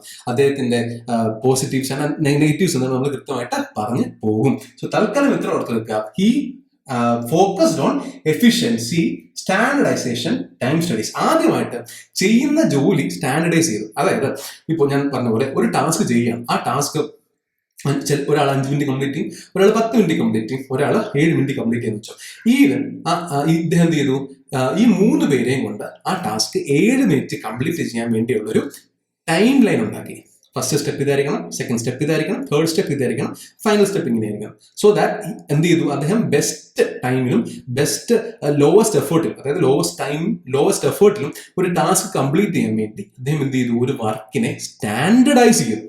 അതായത് എല്ലാവരും ഈ രീതി ചെയ്താൽ മതി, അങ്ങനെയാണെങ്കിൽ ഈ വർക്ക് പെട്ടെന്ന് കംപ്ലീറ്റ് ആകും എന്ന് അദ്ദേഹം എന്ത് ചെയ്തു, പഠിച്ച് മനസ്സിലാക്കി സ്റ്റാൻഡർഡൈസ് ചെയ്തു. സോ ഫസ്റ്റ് അദ്ദേഹം എന്ത് ചെയ്തു, വർക്കിനെ സയന്റിഫിക്കലി കാണാൻ തുടങ്ങി, മാനേജ്മെന്റിനെ സയന്റിഫിക്കലി കാണാൻ തുടങ്ങി. കാരണം എന്ത് ചെയ്തു, അദ്ദേഹം കൃത്യമായി ടൈം മനസ്സിലാക്കി ഒരു വർക്കിനെ സ്റ്റാൻഡർഡൈസ് ചെയ്തു. And he focus on efficiency. And he എന്ത് ചെയ്തു, അദ്ദേഹം 4 principles of scientific management. This is very very very very important ആയിട്ടുള്ള സെക്ഷൻ ആണ് കേട്ടോ. നമ്മളത് വീണ്ടും ഡീറ്റെയിൽ ആയിട്ട് ഡിസ്കസ് ചെയ്യും. സോ തൽക്കാലം ഇത് മനസ്സിലാക്കി വെക്കുക. It was Taylor who was behind the scientific management. ഇനി അദ്ദേഹത്തിന്റെ ക്രിറ്റിസിസം എന്തായിരുന്നു, അദ്ദേഹം അല്ലെങ്കിൽ മനുഷ്യന്റെ വേദനകളെ അല്ലെങ്കിൽ മനുഷ്യന്റെ എഫേർട്സിനെ ഒന്നും അദ്ദേഹം കാര്യമായിട്ട് മാനിച്ചിരുന്നില്ല. ഹി പെർസീവ്ഡ് അല്ലെങ്കിൽ ഹി viewed men അല്ലെങ്കിൽ workman as A part of A machine, ഒരു വലിയ മെഷീന്റെ ഒരു ഭാഗം മാത്രമാണ്. അതായത് ഒരു മെഷീന്റെ ഒരു പാർട്ട് എന്തെങ്കിലും പറ്റി എന്ത് ചെയ്യും, നമ്മൾ ആ പാർട്ട് മാറ്റി മറ്റൊരു പാർട്ട് ഫിക്സ് ചെയ്യും അല്ലെ. അതായത് നമ്മൾ ബേസിക്കലി ആണെങ്കിൽ ഇദ്ദേഹം അത് ആ രീതിയിൽ തന്നെയാണ് ചെയ്യുന്ന ജോലിക്ക് അവർലി പേ, അല്ല കൂടുതൽ പൈസ കൊടുത്താൽ കൂടുതൽ ജോലി. അദ്ദേഹം അങ്ങനെ നോൺ ലീഡർ ആയിട്ടുണ്ട്. നമുക്ക് എങ്ങനെയെങ്കിലും പറയാൻ പറ്റുമോ? നമുക്ക് ആദ്യം ഒരു ജോലി കിട്ടി കഴിഞ്ഞാൽ ഒരു ആവശ്യത്തിന്റെ അടുത്ത് നമ്മൾ കുറെ അധികം പണിയെടുക്കും. പിന്നീട് നമുക്ക് ജോലിക്ക് ചിലപ്പോൾ കുറച്ചൊന്നും മടുത്തെന്ന് വരും. സോ നമുക്കൊരു ചെറിയ ബ്രേക്ക് വേണം. അതാണ് നമ്മൾ ഇപ്പോഴത്തെ ബേസിക് കൺസെപ്റ്റ് അല്ലേ. പക്ഷെ പണ്ട് അദ്ദേഹം കണ്ടിട്ട് അങ്ങനെയല്ല. അദ്ദേഹം എന്ത് ചെയ്തു, ഒരു ഗ്രാഫ് വരച്ചിട്ട് പറഞ്ഞു ഇങ്ങനെയാണ് വർക്ക് പോകുന്നത്. അതായത് മണി, അതായത് വേജ് കൂടുന്തോറും വർക്ക് കൂടി. ഒരു വർക്കിന് എടുക്കുകയാണെങ്കിൽ അദ്ദേഹത്തിന്റെ ശമ്പളം കൂടുവാണെങ്കിൽ അദ്ദേഹത്തിന്റെ വർക്കും കൂടിക്കൊണ്ടിരിക്കും. അതായത് 5 രൂപയ്ക്ക് പണിയെടുക്കുന്ന ഒരുത്തൻ 5 പേന നിർമ്മിക്കുമെങ്കിൽ അദ്ദേഹം പറഞ്ഞ് 10 രൂപ കൊടുക്കുകയാണെങ്കിൽ may be he will produce 10 pen. അദ്ദേഹം അങ്ങനെ ആ രീതിയിൽ ഒരു ലീനർ ആയിട്ടാണ്. പക്ഷെ ശരിക്കും അങ്ങനെയാണോ? ശരിക്കും അങ്ങനെയല്ല. നമുക്ക് ഇനീഷ്യലി ഒരു വേജ് കൂടുമ്പോൾ ഉറപ്പായിട്ട് നമ്മുടെ വർക്കിന്റെ എഫിഷ്യൻസി ഇനീഷ്യലി കൂടും. പിന്നെ എന്ത് ചെയ്യും? പിന്നെ അതൊരു പ്ലാറ്റോ എത്തും. ഒരു പരിധി കൂടുതൽ ഒരു മനുഷ്യന് ഇമ്പ്രൂവ് ചെയ്യാൻ സാധിക്കത്തില്ലായിരിക്കും ഇൻ ടേംസ് ഓഫ് വർക്ക്. അല്ലെങ്കിൽ പിന്നെ ചിലപ്പോൾ ഒരു പക്ഷേ ഒരു പ്ലാറ്റോ എത്തും. അതായത് പൈസ കൂടി എന്ന് കരുതി ഇദ്ദേഹത്തിന്റെ വർക്ക് ഒരിക്കലും കൂടണം എന്ന് നിർബന്ധമില്ല. സോ ഈ ഒരു കൺസെപ്റ്റ് ഒക്കെ പിന്നീടാണ് വന്നത്. കുറെ അധികം ഫാക്ടേഴ്സ് ഉണ്ട്. ഇനീഷ്യലി നമുക്ക് ഫിനാൻഷ്യൽ സെക്യൂരിറ്റി എത്തണം. അതിനുവേണ്ടി നമ്മൾ എന്ത് ചെയ്യും? പൈസ അല്ലെങ്കിൽ മണി മാറ്റേഴ്സ് എന്ന രീതിയിൽ നമ്മൾ വർക്ക് ചെയ്യും. ഒരു പോയിന്റ് എത്തുമ്പോൾ നമുക്ക് എന്ത് മനസ്സിലാക്കും? There is something more valuable than money at that point അല്ലെ. ഫിനാൻഷ്യൽ സെക്യൂരിറ്റി നേടിയതിനു ശേഷം ചിലപ്പോൾ അദ്ദേഹത്തിന് എന്താ വേണ്ടത്? ജോബ് സെക്യൂരിറ്റി ആയിരിക്കാം വേണ്ടത്. അല്ലെങ്കിൽ ചിലപ്പോൾ അദ്ദേഹത്തിന് എന്താ വേണ്ടത്? കുറച്ചുകൂടി ഇന്റലക്ച്വൽ ആയിട്ട് വർക്ക് ചെയ്യാൻ അദ്ദേഹത്തിന് ആഗ്രഹം കാണും. സോ ആ ഓരോ മനുഷ്യന്റെയും തോട്ട് പ്രോസസ് ഡിഫറെന്റ് ആയിരിക്കും, മോട്ടിവേഷൻ ഡിഫറെന്റ് ആയിരിക്കും. നമ്മൾ പിന്നീട് മോട്ടിവേഷൻ തിയറി ആയിട്ട് നമ്മൾ പഠിക്കും കേട്ടോ. സോ അദ്ദേഹത്തിന്റെ ഏറ്റവും വലിയ issue he ignored the human aspects of work ആണ് കേട്ടോ. കുറേ അധികം കാര്യങ്ങൾ എനിക്ക് പറയാനുണ്ട്. ഞാൻ കുറേ അധികം കാര്യങ്ങൾ ഇപ്പൊ പറഞ്ഞു. ഇത് ഇത്രയും നിങ്ങളുടെ തലയിലേക്ക് കയറി എന്ന് എനിക്ക് ഒരു ഉറപ്പ് പറയാൻ പറ്റത്തില്ല. പക്ഷേ ഒരു കാര്യം ഞാൻ പറഞ്ഞ് മനസ്സിലാക്കാം. ഈ പേര് ഓർത്ത് വെക്കുക, സയന്റിഫിക് മാനേജ്മെന്റ് ഓർത്ത് വെക്കുക. ഡീറ്റെയിൽഡ് ആയിട്ട് ഓരോന്നും ഞാൻ എണ്ണി നമുക്ക് പഠിക്കേണ്ടതായിട്ടുണ്ട്. ഏത് മൊഡ്യൂൾ 1 മൊഡ്യൂൾ 2 ജസ്റ്റ് ഒരു ഐഡിയ തരുന്നു മാത്രം കേട്ടോ. Then came Henry Fayol. അദ്ദേഹം കുറച്ചുകൂടെ കഴിഞ്ഞു. അതായത് നമ്മുടെ ടൈലറിന്റെ ഒരു സയന്റിഫിക് മാനേജ്മെന്റിന് ശേഷം Fayol came and gave 14 principles of management. Okay, ആ 14 പ്രിൻസിപ്പിൾസ് ഇമ്പോർട്ടന്റ് ആണ്. ആ 14 പ്രിൻസിപ്പിൾസ് നമുക്ക് ഡിസ്കസ് ചെയ്യാം എപ്പോൾ നമ്മൾ ഫയോളിനെ പറ്റി പഠിക്കുമ്പോൾ. ഓക്കെ, തൽക്കാലം നിൽക്കട്ടെ. ഇനി അദ്ദേഹം എന്താ പറഞ്ഞത്? അദ്ദേഹം അഡ്മിനിസ്ട്രേറ്റീവ് പ്രിൻസിപ്പിളിനെയും ഓർഗനൈസേഷണൽ സ്ട്രക്ചറിനെയും ഒന്ന് റിലേറ്റ് ചെയ്യാൻ ശ്രമിക്കുകയാണ് ചെയ്തത്. അദ്ദേഹത്തിന് കുറെ അധികം ക്രിറ്റിസിസം ഉണ്ടായിരുന്നു. അദ്ദേഹം എന്ത് ചെയ്തു? ഡൈനാമിക് എൻവയോൺമെന്റിനെ അദ്ദേഹം എന്ത് ചെയ്തില്ല, കാര്യമായിട്ട് യൂസ് ചെയ്തില്ല. അതായത് ഒരു വർക്ക്മാനിന്റെ എൻവയോൺമെന്റ് മാറുന്നതനുസരിച്ച് അദ്ദേഹത്തിന്റെ എഫിഷ്യൻസി മാറാം എന്നൊരു പോയിന്റിൽ അദ്ദേഹം കാര്യമായിട്ട് ഫോക്കസ് ചെയ്തില്ല. അതായത് വളരെ കംഫർട്ടായിട്ട് ഒരു AC റൂമിൽ ഇരുന്ന് വർക്ക് ചെയ്യുന്നതിനും ഒരു ഫാനിനടിയിൽ ഒരു ഡെസ്കിൽ ഇരുന്ന് വർക്ക് ചെയ്യുന്നതിനും കറണ്ടേ ഇല്ലാതെ കുലുങ്ങുന്ന ടേബിളിൽ ഇരുന്ന് വർക്ക് ചെയ്യുന്നതിനും ഒക്കെ ഡിഫറൻസ് ഉണ്ടല്ലേ. എത്ര വലിയ വർക്ക്മാൻ ആണെങ്കിലും ഈ പറഞ്ഞ എൻവയോൺമെന്റൽ ഫാക്ടേഴ്സ് വിൽ ഹാമ്പർ അല്ലെങ്കിൽ will affect the work he's doing. So ഈ ഒരു കാര്യം അദ്ദേഹം കാര്യമായിട്ട് എന്താ പറയുക ഫോക്കസ് ചെയ്തില്ല. സോ ഇതൊക്കെ എല്ലാ തിയറിക്കും അതിൻ്റെതായ പോസിറ്റീവ്സ് നെഗറ്റീവ്സ് ഉണ്ട്. ഞാൻ നേരത്തെ പറഞ്ഞ പോലെ ഹെൻറി ഫയോളും ടൈലർ പോലെ തന്നെ വളരെ ഇമ്പോർട്ടന്റ് ആയിട്ടുള്ള ആളാണ്. ഈ ടോപ്പിക്കിൽ തന്നെ ഈ മൊഡ്യൂളിൽ തന്നെ നമ്മൾ ഈ രണ്ടുപേരെ എടുത്ത് പഠിക്കും. Because they gave principles of management. So തൽക്കാലം ഇത്ര മനസ്സിലാക്കി വെക്കുക. He was actually an updated version of who? ടൈലറിന്റെ അപ്ഡേറ്റഡ് വെർഷൻ ആയിരുന്നു ആര്? നമ്മുടെ ഫയൽ. Then comes Weber. നമുക്കറിയാം മാക്സ് വെബർ ആണ് ബ്യൂറോക്രസി എന്നൊരു സംഗതിയിലേക്ക് നമ്മുടെ തോട്ടിനെ എത്തിച്ച്. ബ്യൂറോക്രസി എന്ന സംഗതി എത്തി. He came with the feature of bureaucracy. നമുക്ക് ബ്യൂറോക്രസിയെ പറ്റി കൃത്യമായിട്ട് പഠിക്കണം. ഈ പ്രപ്പോസ് ദാറ്റ് അന്നത്തെ കാലത്ത് ബ്യൂറോക്രസി എന്താണ്? ഒരു റാഷണൽ ആയിട്ടുള്ള ഒരു മെത്തഡാണ്. അതായത് ശരിയും തെറ്റും കൃത്യമായിട്ട് നിർണയിച്ച് ചെയ്യുന്ന ഒരു സംഗതിയാണ്. ഇനി ഒരാൾ മാറി, അതായത് മിസ്റ്റർ എക്ക് പകരം മിസ്റ്റർ ബി ആ ഒരു പൊസിഷൻ വന്നാലും വർക്കിൽ വ്യത്യാസം ഉണ്ടാകില്ല എന്നുള്ള കുറെ കാലം അദ്ദേഹം വാദിച്ചു. അതൊക്കെ തെറ്റാണ്, അല്ലെങ്കിൽ അതിലൊക്കെ കുറെ തെറ്റുകളുണ്ട് എന്ന് പിന്നീട് കാലം തെളിയിക്കണം. നമുക്കറിയാം ബ്യൂറോക്രസിയുടെ പ്രശ്നം നമുക്കറിയാം അല്ലെ. അദ്ദേഹം പറഞ്ഞ പോലെ റാഷണൽ ആയിട്ടാണ് ആൾക്കാർ തീരുമാനം എടുക്കുന്നത്. ബ്രൈബറി ഒരു ഫാക്ടറാണ് അല്ലെ, ബയസ്നെസ് ഒരു ഫാക്ടറാണ്, നെപ്പോട്ടിസം ഒരു ഫാക്ടറാണ്. അതായത് എപ്പോഴും തീരുമാനം നമ്മുടെ റാഷണൽ ബുദ്ധിക്ക് അരികത്തില്ല. ചിലപ്പം മിക്കപ്പോഴും ഓഫീസേഴ്സ് തീരുമാനങ്ങൾ എടുക്കുക. ചിലപ്പോൾ പല കാര്യങ്ങൾ അദ്ദേഹത്തിനെ അഫക്ട് ചെയ്യുന്നുണ്ടായിരിക്കും. ചിലപ്പോൾ ബ്രൈബറി അഫക്ട് ചെയ്യുന്നുണ്ടായിരിക്കാം, ചിലപ്പോൾ അദ്ദേഹത്തിന് ആരെങ്കിലും പേടിപ്പിക്കുന്നുണ്ടായിരിക്കാം അദ്ദേഹത്തെ ഡിസിഷൻ എടുക്കാൻ വേണ്ടി, അല്ലെങ്കിൽ ആരെങ്കിലും force ചെയ്യുന്നുണ്ടായിരിക്കും. there are n number of factors will come into play while he is going to take decision. നമുക്കറിയാവുന്ന കാര്യങ്ങളാണ്. ആൻഡ് ക്രിറ്റിസിസം എന്തൊക്കെയാണ് നമുക്കറിയാം. ബ്യൂറോക്രസിയുടെ ക്രിറ്റിസിസം എന്താണ് എന്ന് നമ്മൾ ഏത് ഉറക്കത്തെ ചോദിച്ചാൽ നമുക്ക് പറയാൻ സാധിക്കും. Because we are living in A democratic country with vibrant bureaucracy. നമുക്കറിയാം അതിന്റെ ഇഷ്യൂസ് എന്തൊക്കെയാണ്. ഒന്ന് റെഡ് ടേപ്പിസം, ഇൻഫ്ലെക്സിബിലിറ്റി, അല്ലെ, ആൾക്കാർ മാറുന്നതനുസരിച്ച് തീരുമാനങ്ങൾ മാറുന്നുണ്ട്. ആൻഡ് ഇത് ഒരു പ്രിഡിക്റ്റീവ് നേച്ചർ, ഒരു പ്രിഡിക്ഷൻ, അല്ലെങ്കിൽ നമുക്ക് പ്രിഡിക്ട് ചെയ്യാൻ സാധിക്കണം. ഒരു ഗവൺമെന്റ് ഓഫീസ് വർക്ക് ചെയ്യുന്ന എങ്ങനെയാണ് നമുക്ക് പ്രിഡിക്ട് ചെയ്യാൻ സാധിക്കണം. എങ്കിൽ മാത്രമേ ഒരു ട്രാൻസ്പെറൻസി ആൻഡ് അക്കൗണ്ടബിലിറ്റി ഉള്ളൂ എന്ന് പറയാൻ പറ്റുള്ളൂ. പക്ഷെ പലപ്പോഴും നമുക്കത് സാധിക്കാറില്ല. So there are n number of problems which we are facing daily right now, അല്ലെ. ഇന്ന് നമ്മൾ ഫേസ് ചെയ്യുന്ന പല പ്രശ്നങ്ങളും ആരുടെ ഇഷ്യൂസ് ആണ്? ബ്യൂറോക്രസിയുടെ ഇഷ്യൂസ് ആണ്. നമ്മൾ അതും വളരെ ഡീറ്റെയിൽ ആയിട്ട് നമ്മൾ ഡിസ്കസ് ചെയ്യും. ഓക്കെ, സോ ഇതൊന്ന് മനസ്സിലാക്കി വെക്കുക. ടൈലർ വന്നു, ഫയോൾ വന്നു, then came web, then comes the behavioural അല്ലെങ്കിൽ ബിഹേവിയറൽ മാനേജ്മെന്റ് തിയറീസ്. മനുഷ്യന്റെ സൈക്കോളജിക്കൽ ആസ്പെക്ട്സിലേക്ക് ഇറങ്ങിക്കൊണ്ട് പല തിയറീസും വരാൻ തുടങ്ങി. സൈക്കോളജിക്കലി മനുഷ്യനെ എങ്ങനെ മോട്ടിവേറ്റ് ചെയ്യിക്കാം, എങ്ങനെ മാനിപ്പുലേറ്റ് ചെയ്ത് കൂടുതൽ വർക്ക് ചെയ്യിപ്പിക്കാം എന്നുള്ള കാര്യങ്ങളിലേക്ക് എത്താൻ തുടങ്ങി. So it was first Elton മായോ who came up with the human relations and employee motivation theory.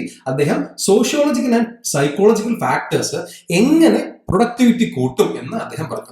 അദ്ദേഹം യൂസ് ചെയ്തൊരു ടെക്നിക്ക് എന്താണെന്ന് വെച്ച് കഴിഞ്ഞാൽ, ഒരു 2 ഗ്രൂപ്പായിട്ട് വർക്കേഴ്സിനെ തിരിച്ചു. ഒരു ഗ്രൂപ്പിന് ബ്രേക്ക് ഒന്നുമില്ല.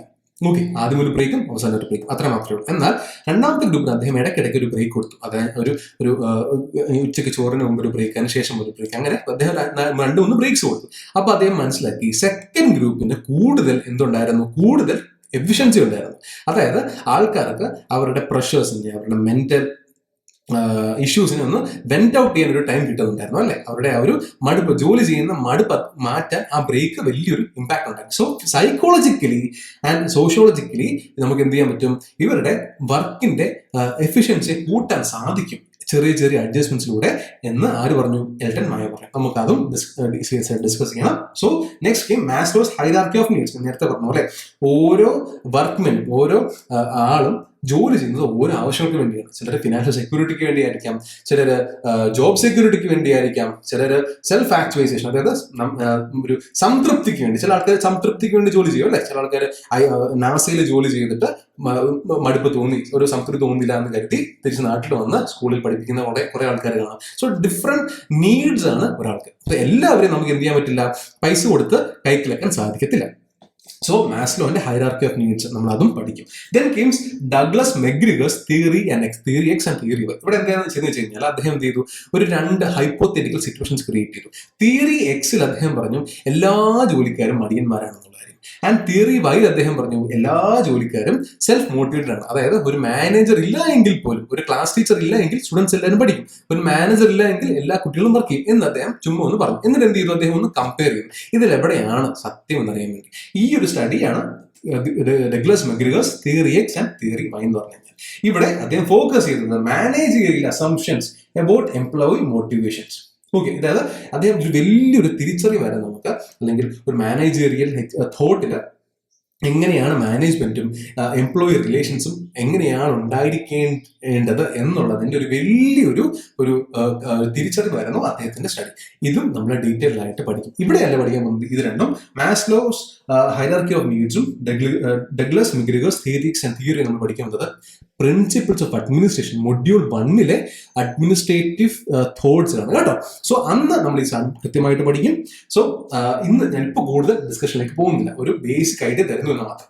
Then came modern management. ഇന്ന് നമ്മൾ കാണുന്ന മാനേജ്മെന്റ് തിയറീസ് കുറെ മാറ്റങ്ങളിലൂടെയാണ് ഇന്ന് നമ്മൾ കാണുന്ന തിയറിയിലേക്ക് എത്തിയത്. ആദ്യത്തെ സിസ്റ്റം തിയറി ആയിരുന്നു. അതിൽ organisation as an Inter connected system. നമ്മൾ നേരത്തെ പറഞ്ഞു പോലെ ഒരു സിസ്റ്റം ഒരിക്കലും എന്താ പറയുന്നത് ഐസൊലേറ്റഡ് അല്ല, കുറെ അധികം സിസ്റ്റമായിട്ട് കോണ്ടാക്റ്റിലുള്ളതാണ് ഒരു system. There can be system 1, there can be system 2, there can be system 3. ഇതൊരു എക്സാമ്പിൾ ആയിട്ടാണ് ഞാൻ പറയുന്നത്. There can be system 3 and ഇവർ തമ്മിൽ ഒരു ഇന്റർ കണക്ഷൻ ഉണ്ട്. ഇവർ they are mingling each system 3 system 2 ആയിട്ട് മിണ്ടിയും സിസ്റ്റം 1 ആയിട്ട് കോൺടാക്ട് ചെയ്യുന്നുണ്ടായിരിക്കും. സിസ്റ്റം 1 സിമിലർലി സിസ്റ്റം 2 ആയിട്ട് സിസ്റ്റം 3 ആയിട്ട് കോൺടാക്ട് ചെയ്യുന്നുണ്ട്. സോ ഈ ഒരു ഇന്റർ കണക്റ്റഡ് സിസ്റ്റത്തിലാണ് ഒരു ഓർഗനൈസേഷൻ വർക്ക് ചെയ്യുന്നത്. ആൻഡ് ആ രീതിയിൽ വേണം നമ്മുടെ മാനേജ്മെന്റ് പ്രാക്ടീസസിനെ നമ്മൾ മാറ്റിയെടുക്കാൻ. മനസ്സിലാവുന്നില്ല എങ്കിൽ പോലും ജസ്റ്റ് ഒന്ന് ഒരു ഐഡിയ കീപ്പ് ചെയ്താൽ മാത്രം മതി. കാരണം ഓരോ തിയറിയും നമ്മൾ ഓരോ ക്ലാസ് ആയിട്ട് നിങ്ങൾക്ക് തരുന്നതായിരിക്കും. കാരണം ഈ 3 സംഗതി, സിസ്റ്റം തിയറി, കണ്ടിജൻസി അപ്രോച്ചും ടോട്ടൽ ക്വാളിറ്റി മാനേജ്മെന്റും അജൈൽ മാനേജ്മെന്റ്, ലീൻ മാനേജ്മെന്റ് പോലുള്ള സംഗതികൾ കൃത്യമായിട്ട് സിലബസിൽ പറഞ്ഞിട്ടുണ്ട്. സോ സിലബസിൽ എടുത്ത് പറഞ്ഞിട്ടുള്ള ഈ മാനേജ്മെന്റ് പ്രാക്ടീസസ് നമുക്ക് കൃത്യമായിട്ട് 100% പഠിച്ചേ പറ്റത്തുള്ളൂ. സോ ആ സമയത്ത് ഞാൻ കൃത്യമായിട്ട് പറയാം. കാരണം it will take a lot of time. നമുക്ക് കുറെ അധികം എക്സാംസ് എടുത്ത് ഡിസ്കസ് ചെയ്യണം, കമ്പയർ ചെയ്യണം. ഓരോ തിയറിയും നമുക്ക് കമ്പയർ ചെയ്ത് മാത്രമേ നമുക്ക് അടുത്ത തിയറിയിലേക്ക് പോകാൻ സാധിക്കത്തുള്ളൂ.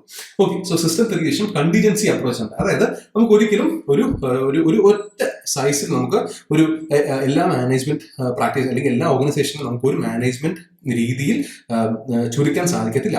സിസ്റ്റംസ് അല്ലെങ്കിൽ മാനേജ്മെന്റ് ഓർഗനൈസേഷണൽ സിസ്റ്റംസ് പലപ്പോഴും പല രീതിയിൽ പല പ്രോബ്ലംസിനെ ഫേസ് ചെയ്യും. ആ സമയത്തെ സിറ്റുവേഷണൽ ഫാക്ടേഴ്സ്, ആ സമയത്ത് അതായത് ആ ഒരു ടൈമില് ഏറ്റവും ബെസ്റ്റ് ആയിട്ടുള്ള ഡിസിഷൻ എങ്ങനെ എടുക്കണം എന്നുള്ളതായിരുന്നു ആരുടെ കണ്ടിജൻസി അപ്രോച്ചിന്റെ മുമ്പ്. അതായത് നമുക്കറിയാം, നമ്മൾ പലപ്പോഴും പറയത്തില്ല ഇപ്പൊ പ്രശ്നമൊന്നുമില്ലല്ലോ, അപ്പൊ പ്രശ്നം വരുമ്പോൾ അപ്പൊ നമുക്ക് നോക്കാം എന്ന രീതി നമ്മൾ പലപ്പോഴും സംസാരിക്കാറില്ലേ. അതാണ് ബേസിക്കലി കണ്ടിജൻസി അപ്രോച്ച്. അതായത് എന്താണ് അപ്പോഴത്തെ സിറ്റുവേഷൻ അതനുസരിച്ച് നമ്മളൊരു തീരുമാനം എടുത്ത് മുമ്പോട്ട് പോവുകയാണ്. അതായത് ഒരു കൃത്യമായിട്ട് if plan A happens then go for plan D, അല്ലെങ്കിൽ if plan A happens then this is ഒരു മാച്ച് ദ ഫോളോയിങ് അല്ല. എന്താണോ അപ്പോൾ സംഭവിക്കാൻ പോകുന്നത് ആ സമയത്ത് ഏറ്റവും ബെസ്റ്റ് ഓപ്ഷൻ എന്താണ് എന്ന് കൃത്യമായിട്ട് മനസ്സിലാക്കിയ ശേഷം will go for that option എന്നുള്ളതാണ്. ഒരു pre programmed notion in decision making ഇല്ല എന്നുള്ളതാണ് കണ്ടിജൻസി അപ്രോച്ചിൽ പറയുന്നത് കേട്ടോ.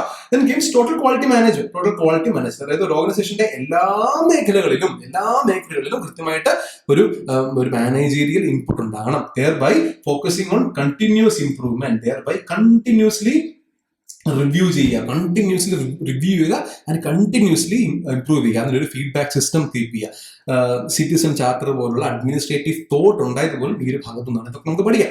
ഇതൊക്കെ പഠിക്കുന്നത് ഒരു പക്ഷേ നിങ്ങൾക്ക് എല്ലാം ബൗൺസസ് ആയിട്ട് തോന്നായിരിക്കും. കുറെ കാര്യങ്ങൾ പറയുമ്പോൾ പേടിക്കരുത്, കൂടെ ഉണ്ട്, കൃത്യമായിട്ട് നമ്മൾ പറഞ്ഞു. കസ്റ്റമർ സാറ്റിസ്ഫാക്ഷൻ എന്നൊരു പുതിയ കൺസെപ്റ്റിലൊക്കെ ആർക്ക് കൊണ്ടുപോകാൻ പറ്റി, ടോട്ടൽ ക്വാളിറ്റി മാനേജ്മെന്റ് കൊണ്ടുപോകാൻ സാധിച്ചു. ഈ കസ്റ്റമർ സാറ്റിസ്ഫാക്ഷൻ ഇസ് ആക്ച്വലി നമ്മുടെ ഇന്നൊരു ഗവൺമെന്റിന്റെ ഏറ്റവും വലിയ റിവ്യൂ കൊടുക്കുന്ന ആരാണ്? സിറ്റിസൺ അല്ലെ, ബൈ ഇലക്ഷൻ. ആ ഇലക്ഷന്റെ സമയത്ത് 5 കൊല്ലം മാത്രം അല്ലെങ്കിൽ 5 കൊല്ലം കൊണ്ട് മാത്രം നമുക്ക് ഒരു പക്ഷേ ഗവൺമെന്റ് റേറ്റ് ചെയ്യാൻ സാധിക്കുള്ളൂ. പക്ഷേ ഇന്ന് നമുക്ക് ഏതൊരു ഗവൺമെന്റ് സർവീസസും നമുക്ക് അതിന്റെ വെബ്സൈറ്റ് സർവീസസ് ഉണ്ട് അല്ലെ. ആ വെബ്സൈറ്റിൽ നമുക്ക് കൃത്യമായിട്ട് നമ്മുടെ ക്വറീസ്, നമ്മുടെ തെറ്റെന്താണ്, ഉദാഹരണത്തിന് IRCTC എടുക്കാം. ഇന്ത്യൻ റെയിൽവേയിൽ കുറേ പ്രശ്നങ്ങളുണ്ട് അല്ലെ, കുറേ പ്രശ്നമുണ്ട്. പക്ഷേ നമുക്ക് we can directly contact with the എന്താ പറയുന്നത് management regarding any issue that we are facing in the train അല്ലെ. നമുക്ക് ഡയറക്റ്റ് ഇപ്പോൾ ഇവിടെ കസ്റ്റമർ സാറ്റിസ്ഫാക്ഷൻ പറയും. ഗവൺമെന്റ് ഓർഗനൈസേഷനിൽ പോലും കസ്റ്റമർ സാറ്റിസ്ഫാക്ഷൻ ഒരു വലിയ പാർട്ടായിട്ട് മാറി. ഇതൊക്കെയാണ് ടോട്ടൽ ക്വാളിറ്റി മാനേജ്മെന്റിന്റെ ഫാക്ടേഴ്സ്.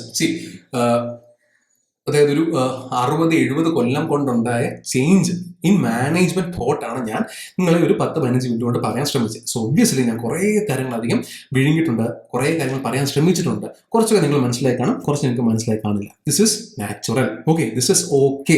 ബിക്കോസ് ഞാൻ നേരത്തെ പറഞ്ഞ പോലെ ഓരോ കാര്യവും നമുക്ക് കൃത്യമായിട്ട് പിന്നീട് ഡിസ്കസ് ചെയ്യണം. ഉദാഹരണത്തിന് നമുക്ക് സിലബസിലേക്ക് ഒന്ന് പോകാം. സിലബസിൽ നമ്മളിപ്പോൾ സംസാരിച്ച കണ്ടിജൻസി സിസ്റ്റം അപ്രോച്ചിനെ പറ്റി, കണ്ടിജൻസി അപ്രോച്ചിനെ പറ്റി, ടോട്ടൽ ക്വാളിറ്റി മാനേജ്മെന്റ്, പിന്നെ ലീൻ മാനേജ്മെന്റ്, അജൈൽ മാനേജ്മെന്റ് ഒക്കെ റീസെന്റ് ഡെവലപ്മെന്റ് ആണ് കേട്ടോ. ഇതൊക്കെ നമുക്ക് ഡിസ്കസ് ചെയ്യാം. ഇത്രയും കാര്യങ്ങൾ നമുക്ക് ഡിസ്കസ് ചെയ്യേണ്ടതായിട്ടുണ്ട്. സോ ഡോണ്ട് വെറി, നമ്മൾ ഓരോ സംഗതിയും ഓരോ ക്ലാസ് എന്ന രീതിയിൽ അല്ലെങ്കിൽ ചിലപ്പോൾ 1-2 അപ്രോച്ച് ഒരു ക്ലാസ്സിൽ നമ്മൾ എന്ത് ചെയ്യും, ഡിസ്കസ് ചെയ്ത് ഡീറ്റെയിൽഡ് ആയിട്ട് എല്ലാത്തിന്റെയും പ്രോസ് ആൻഡ് കോൺസ് പറഞ്ഞു പോകും. Okay, so this was actually giving you a heads up. നമ്മൾ ഇത് ഇന്ന കാര്യങ്ങളൊക്കെ ആയിരിക്കും പഠിക്കാൻ പോകുന്നതായിരുന്നു. സോ നമ്മൾ മാനേജ്മെന്റ് എന്താണ് എന്ന് മനസ്സിലാക്കി അല്ലെ.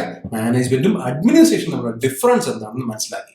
മാനേജ്മെന്റ് തോട്ടിന്റെ ഇവല്യൂഷൻ മനസ്സിലാക്കി. We have evaluation of management thought. പക്ഷേ before evaluating the management thought നമുക്ക് കുറച്ച് കാര്യങ്ങൾ കൂടി പഠിക്കേണ്ടതായിട്ടുണ്ട്.